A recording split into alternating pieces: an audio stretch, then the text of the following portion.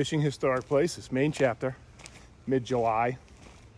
We're here for a stroll down an old historic rail bed. It's now converted into a rail trail, multi-use, like so many here in the Northeast and across the country. But it was originally commissioned in 1860. We're walking up, but there's a little brook here that's got some wild brook trout in it, some cold springs. Kind of keeps them here in the summer. And we're going to try to get a few on the fly. But this rail trail that you see behind me here, here's kind of your history moment. It was commissioned in 1860, right around the start of the Civil War. And it was completed into Norwalk in 1873. 1875, they got it into Madison. 1877, it was completed into Northampton. And by 1906, they brought it to its completion, which was up in Greenville. The intention at that time, by getting it to Greenville, was to bring people to the Kineo House up on Moosehead Lake. It was a very popular destination for people that were looking to escape the cities. Go up and fish around Moosehead Lake. So the picture that you see here is the third Mount Kineo house. There were two that preceded it that both burned in fires. The first one, 1848, was when it was built. It was rebuilt again in 1870 and burned down again. I believe it was 1884. But the final one that you see here was completed in the early 1900s. And just the dining room alone was capable of seating over 400 people. Quite an amazing structure. It stood until the 1930s after World War II. Eventually it was demolished. But it was a major draw as one of the largest inland motels on a body of fresh water in the United States. But here we're going to see if we can get some brook trout on a fly. Little tiny creek, spring fed. We'll see what happens.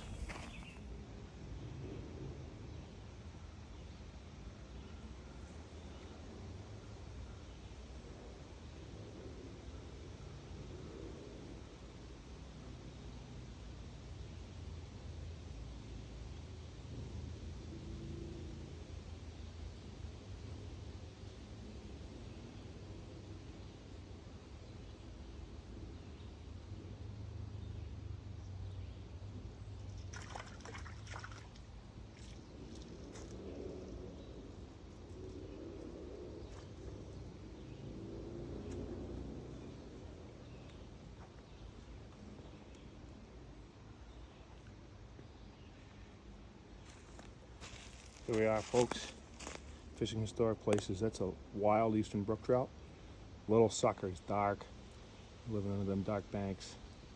But that's what we're looking for.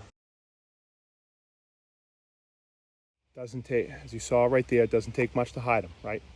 So people tend to think of brook trout fishing like there's the famous places. There's the Nipigon River, northern Maine, the Rangeley region.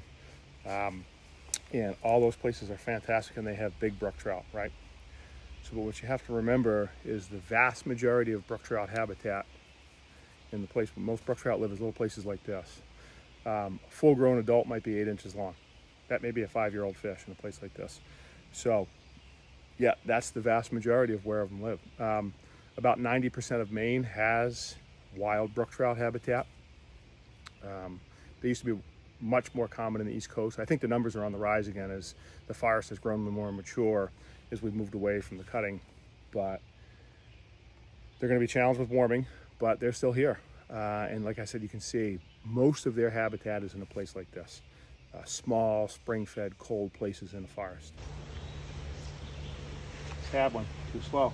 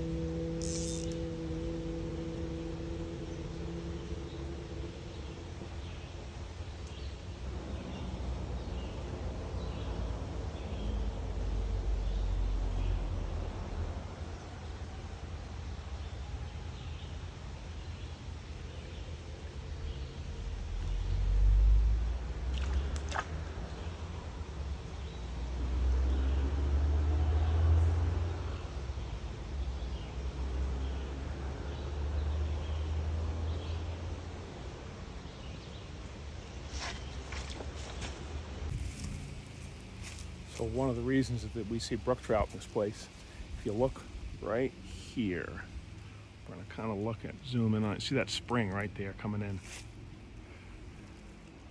This whole area, there's a lot of spring seeps that come in here. Really, it's what's holding its temperature.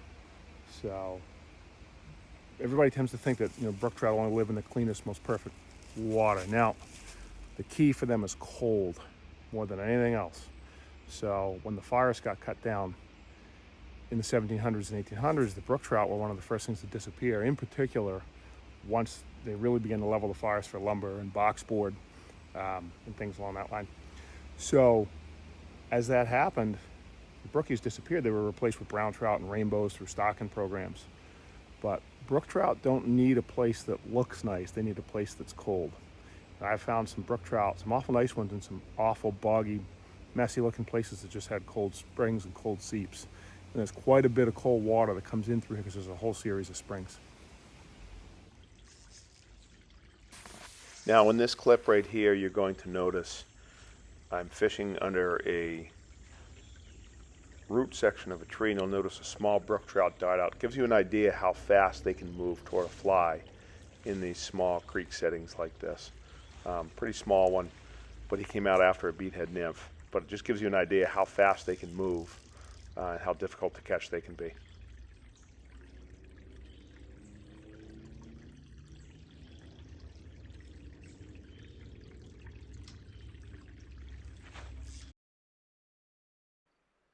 Now here I'm going to take the preceding clip and I'm going to slow it down to 10% speed to give you an idea of how fast those brook trout actually move. It also is going to give you an idea of how much it actually, or I should say how little it really takes to hide them. You would be amazed at the places that a small trout could hide in these spring-fed creeks.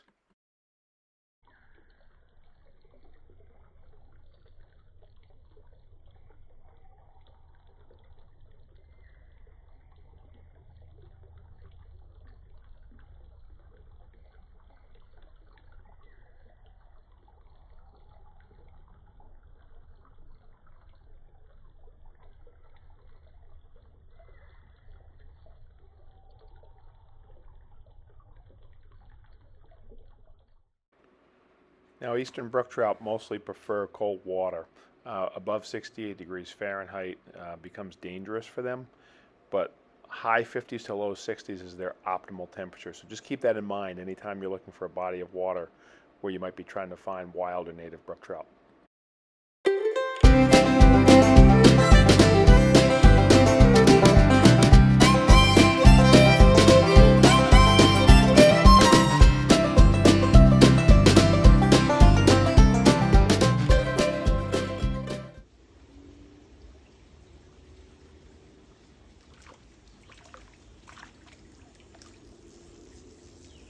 That's the little guy out of this hole. You missed the big ones.